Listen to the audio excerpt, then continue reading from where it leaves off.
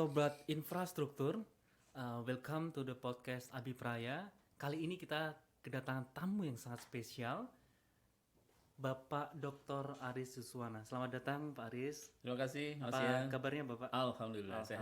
Alhamdulillah. Baik, hari ini temanya adalah terkait LPK dan LSP. Apakah LPK dan LSP latar belakangnya seperti apa? Nanti akan kita kulik lebih detail seperti itu. Baik Pak Aris, mohon bisa dijelaskan apa latar belakang LPK dan LSP, apa pengertiannya dan sebagainya. Silakan Bapak. Terima kasih, Mas Ian. Sobat Infra yang saya sangat hormati dan saya sayangi, LPK dan LSP atau LPK itu kepanjangannya Lembaga Pelatihan Kerja.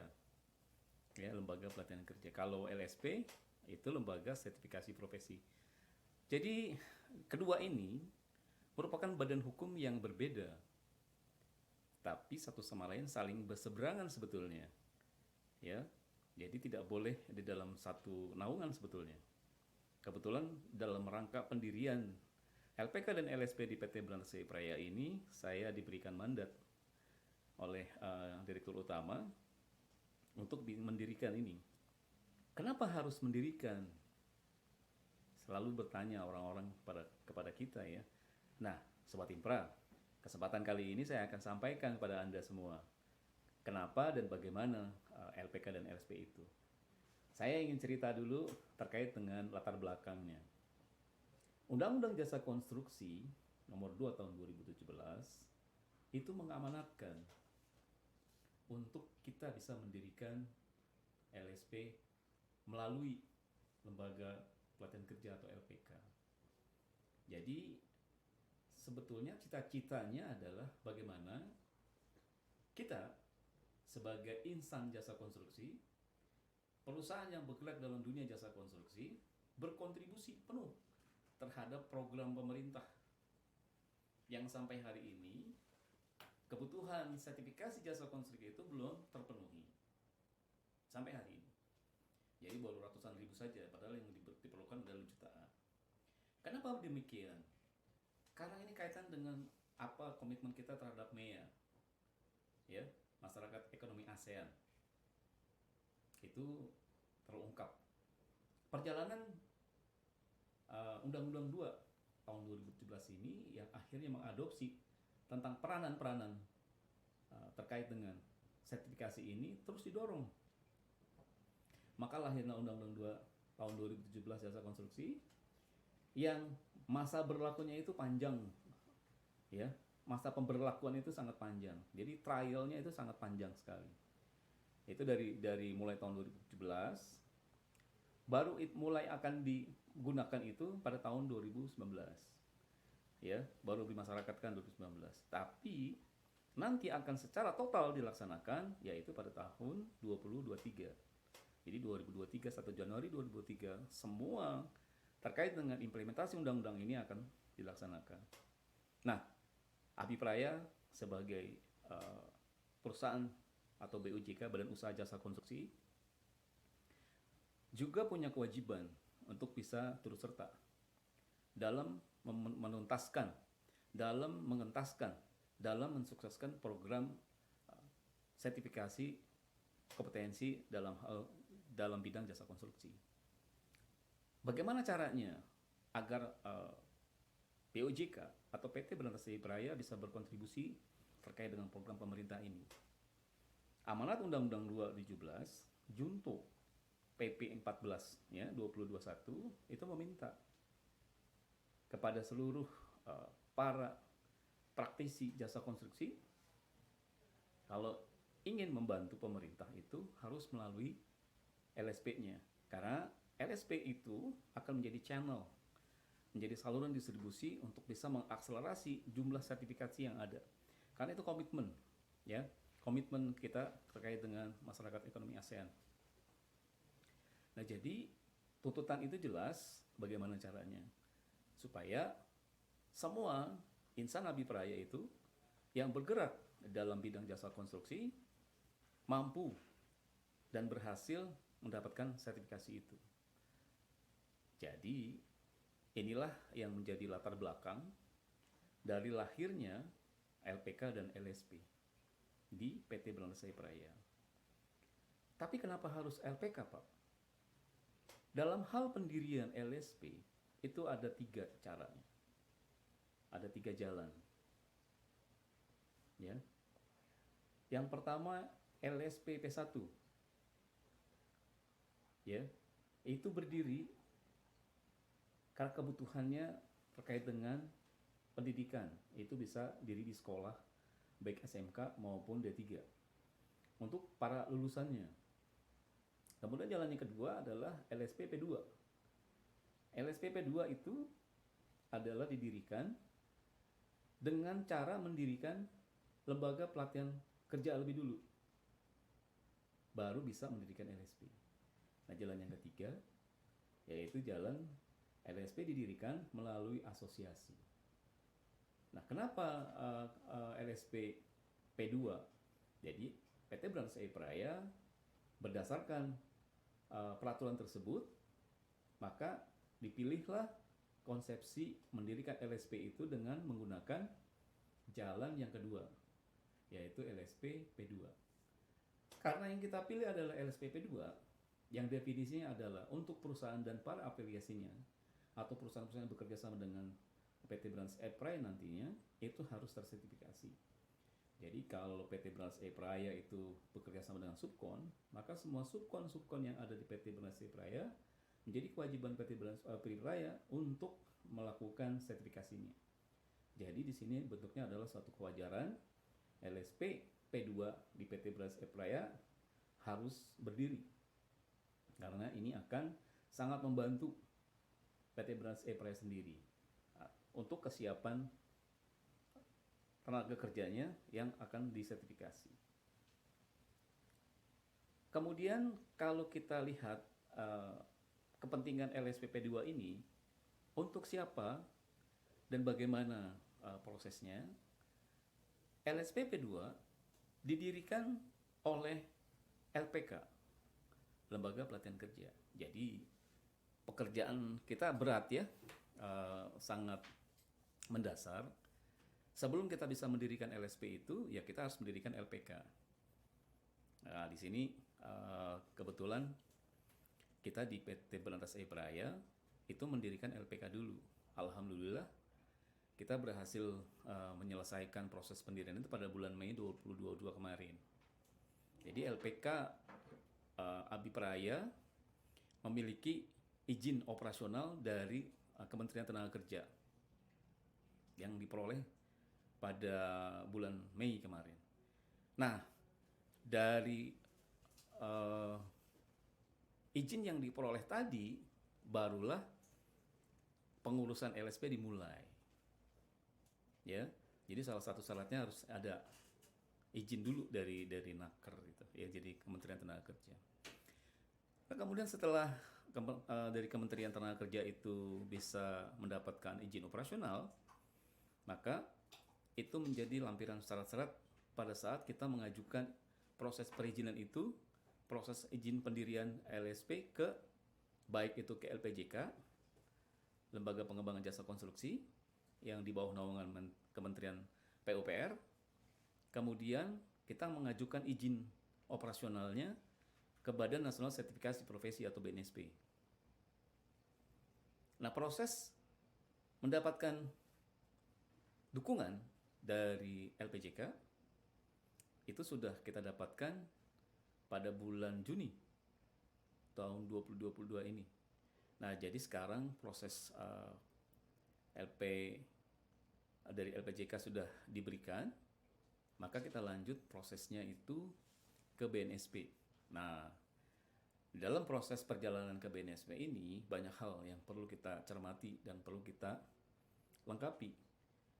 Karena kenapa? LSP yang akan kita dirikan tadi terkait dengan P2, pihak kedua, itu juga harus menyiapkan skema. Apa itu Pak skema? Skema adalah pemaketan unit kompetensi yang akan menjadi dasar uji nantinya. Nah, kita telah menyiapkan skema itu ada 12 skema. Ya, 12 skema. Karena kita sebelumnya juga mendirikan sekolah DAM, Maka kita mengkonsentrasikan diri untuk sementara skema yang kita usung adalah kita mendukung sekolah DAM atau khususnya core kompetensi PT Brand Sepraya itu sendiri yang ada dalam bidang SDA. Ya. Jadi ada 12 skema itu yang akan kita proses. Nah, di sini saya juga ingin mengucapkan terima kasih juga nih kepada teman-teman yang dari LPK dan dari LSP. Karena kalau proses LPK sampai dengan dapat izin operasional, ini Mas Ian sebetulnya yang banyak berkecimpung ya, banyak banyak disusahin gitu ya, harus kesana kemari sampai proses itu bisa terwujud gitu ya. Ya terima kasih ke Mas Ian yang sudah bisa melahirkan LPK ini mendapat izin operasional dari Kementerian Tenaga Kerja. Mudah-mudahan tahun depan mungkin saya memberikan dorongan juga agar bisa terakreditasi ya, supaya LPK-nya betul-betul apa yang dihasilkan oleh LPK itu bisa kredibel dan diterima oleh masyarakat pada umumnya ataupun khususnya jasa konstruksi. Kalau nantinya peran LPK itu sangat penting karena setiap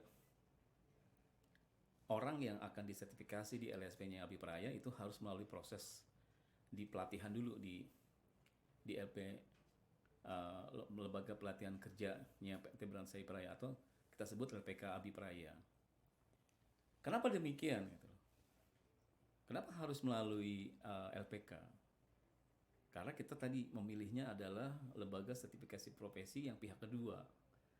Jadi lembaga sertifikasi profesi pihak kedua itu setiap orang yang ingin disertifikasi memiliki kewajiban untuk mengikuti pelatihan dulu di LPK.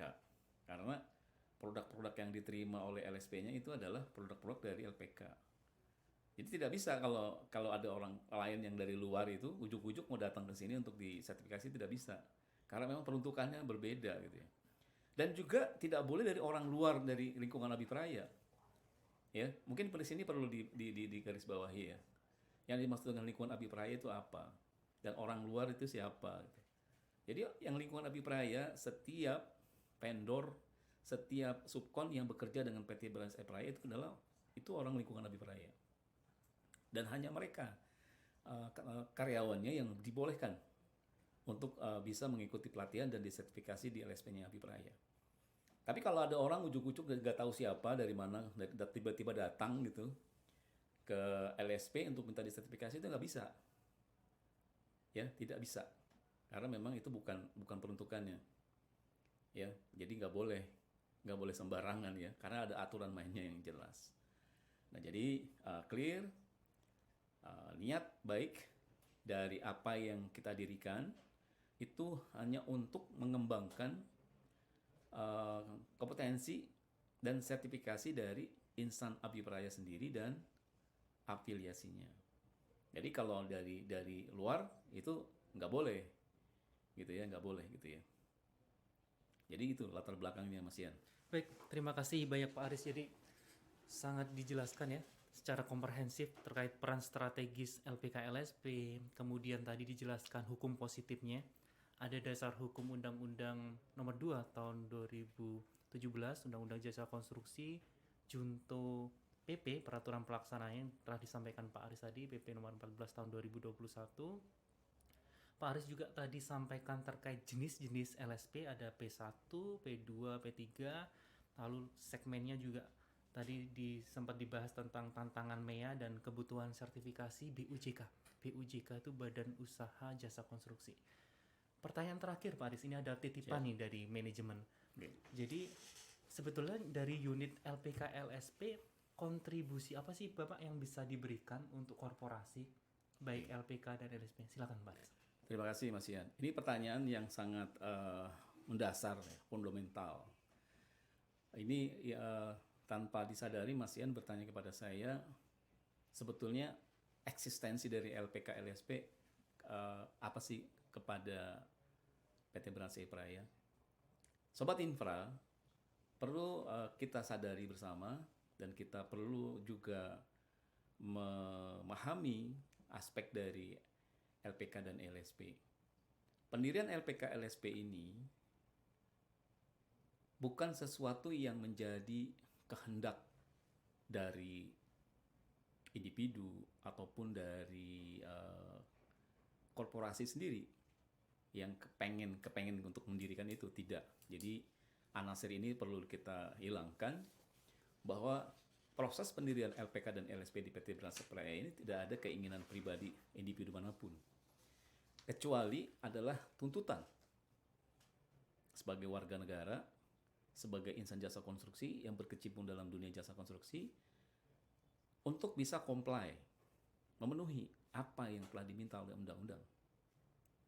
Karena itu lahir dan berkiprah nantinya hanya untuk kepentingan badan usaha itu sendiri. Ya. Perlu saya sampaikan juga, kompetensi terkait dengan KKNI, kualifikasi kompetensi nasional Indonesia, itu ada 9 level. Ya, ada 9 level. Level 1, 2, 3 itu untuk operator, 3, 4, 5 itu untuk analis, ya. 7, 8, 9 untuk ahli. Nah, semua level di dunia jasa konstruksi dipakai. Semuanya ada. 1, 2, 3 untuk para pekerja, dari tukang batu, tukang aci, tukang bata, dan tukang-tukang yang lainnya, termasuk sampai pembengkokan besi, pembesian itu ada di pada level 1, 2, 3. Kemudian ada pelaksana atau orang bilang site manager gitu ya. Itu ada di pada posisi 4, 5, dan 6. 6 biasanya pelaksana itu site manager gitu ya. Nah, di sini itu levelnya itu 4, 5, 6 itu analis. Nah, biasanya dipakai di dalam dunia jasa konstruksi itu site manager atau manajer pelaksana di lapangan. Kemudian ada lagi 7, 8, 9 ini ahli. Nah, ahli 7 ahli muda, 8 madya, 9 ahli utama. 1 sampai 9 atau 2, 3, 4, 5, 6, 7, 8, 9 ini adalah sebuah level yang dikeluarkan oleh peraturan pemerintah terkait dengan kesetaraan sebetulnya. Asal teman-teman infra tahu ya, sobat infra, 7, 8, 9 itu mulai dari yang 7 itu bisa dikategorikan S1, 8 itu adalah S2, yang 9 itu S3. Jadi kalau sobat infra sekarang pegang level 9 atau utama, itu sama doktor loh, S3. Nah, ini ada satu dampak yang akan mendasar nantinya. Karena pemerintah melalui PUPR itu mengeluarkan PP 22 tahun 2021, di mana ya sertifikasi untuk 789 tidak boleh dilakukan resertifikasi, khususnya di level yang madya dan yang utama tadi. Sudah tidak boleh lagi, punya urusan sendiri gitu. Ya. Jadi kita bisa menggunakan jasa LSP lain gitu ya di level 789 ini. Silakan diambil. Ya. Tetapi kalau kita bicara 1, 2, 3 sampai 6 itu nggak bisa dikerjakan sama LSP lain kecuali dengan kita sendiri. Kenapa demikian? Karena jumlah orangnya itu lebih banyak. Saya contohkan ya, sobat infra ya. Abipraya melaksanakan lebih dari 400 orang level 789. 789 ini jumlahnya 400 kemarin. Sekitar segitulah. Nah, ini berarti kan kita bicara 789 level 789 itu sepertiganya. Ya, 1 2 3 4 5 6 7 8 9 berarti sepertiga kan? Sepertiganya 400. Berarti kalau 2/3-nya gimana? Kalau sepertiganya segitu, 2/3-nya. Ya. Nah, kalau 2/3-nya berarti kan itu tadi dikali 2. Jadi 800. 800 tambah 400. Jadi totalnya 1200. Ya. Jadi kita yang harus kita laksanakan untuk sertifikasi 1, 2, 3, 4, 5 itu sekitar 800 orang. Karena kalau kita mengikuti piramida itu, apalagi lebih. Yang saya dapat permintaan dari teman-teman pemasaran itu 1200 untuk level 789. Kalau 1200 untuk 789, maka kali 3. 1, 2, 3, 4, 5, 6 dikali 3, jadi 3.600 orang. Bagaimana caranya kita bisa melaksanakan 3.600 orang? Kalau kita menggunakan LSP lain, bisa dibayangkan betapa banyak biayanya. Ya, kalau kita menggunakan LSP sendiri, mobilisasinya akan lebih mudah. Karena orang-orang yang dipakai adalah orang-orang yang sendiri, baik asesor maupun tenaga pelaksana di lapangannya nanti juga orang-orang sendiri. Itu segi biaya kita bisa jadi. Pertanyaan berikutnya, apakah kita membudgetkan itu? Ya kan? Kalau misalnya tidak, kan bagaimana caranya kita bisa melaksanakan proses itu nantinya? Dan bagaimana strategi kita untuk bisa melaksanakan 3.600 orang untuk bisa diselesaikan? Pengalaman yang pernah kami lakukan, PT Berantas IPL lakukan, untuk 4.400 orang pelaksanaan sertifikasi, itu dimulai dari tahun 2016 sampai tahun 2021 baru selesai. 4.400, berarti ada kurun waktu 5 tahun. Sedangkan kalau misalnya sekarang kebutuhannya mendesak untuk 1.200 atau 3.600 orang tadi, apakah bisa? Kalau kita nggak cicil dari sekarang. Nah, ini jadi kita bahan renungan kita. Bagaimana caranya kita bisa memiliki strategi yang tepat untuk kita bisa melaksanakan proses ini. Ya, betapa bisa dibayangkan betapa peran strategis LSP kita itu dan LPK-nya sekaligus menjadi sangat mendasar. Jadi peran LPK LSP tidak bisa dikesampingkan. Ya, malah kita harus sadarin bersama-sama bahwa ini bukan kepentingan individu, bukan kepentingan kelompok, tapi kepentingan PT Berantas Abipraya. Sesuai dengan motonya kan, Spirit for Giving the Best. Nah, kita coba mengurai lagi moto itu untuk kita bisa berkontribusi kepada PT Berantas Abipraya untuk masa yang akan datang. Baik hari ini, esok lusa maupun masa akan datang. Memang sekarang sertifikasi berlaku 5 tahun. Ya, tapi jangan salah. Setelah dipakai satu, maka nggak bisa dipakai lagi buat yang lain. Ya, itu mungkin teman-teman dari pemasaran nanti akan bisa bantu juga untuk menerangkan proses ini. Kami hanya bisa bicara terkait dengan kompetensi individu, ya, SDM-nya, tenaga kerjanya. Belum lagi nanti kita bicara tentang masalah LSBU dan hal-hal lain. Sekiranya itu, Mas Ian.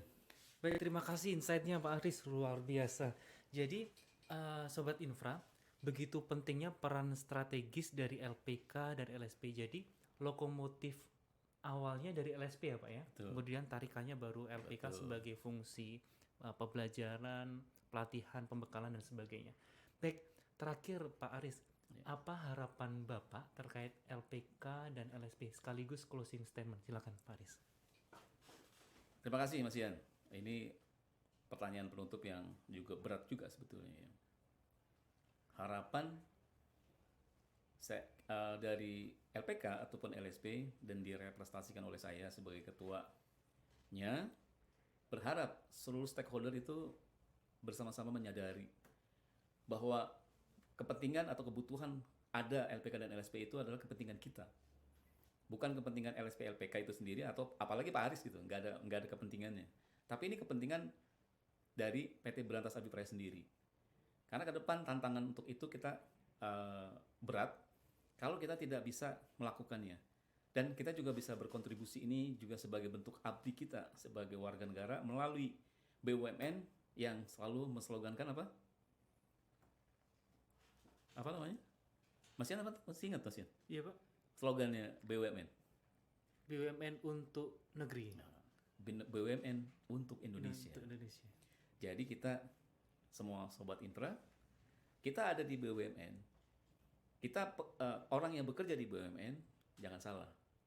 Pengabdian kita untuk Indonesia yang akan terus mengalir jadi jariah kita. Mungkin itu saja.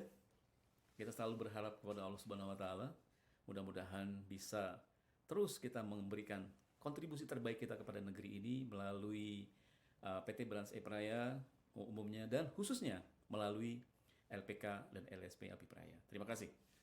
Baik Sobat Infra, dengan demikian selesailah podcast pada kesempatan kali ini. Sampai jumpa pada tema-tema podcast menarik berikutnya. Salam kompeten dari podcast Abi Praya. Wassalamualaikum warahmatullahi wabarakatuh. Bye-bye.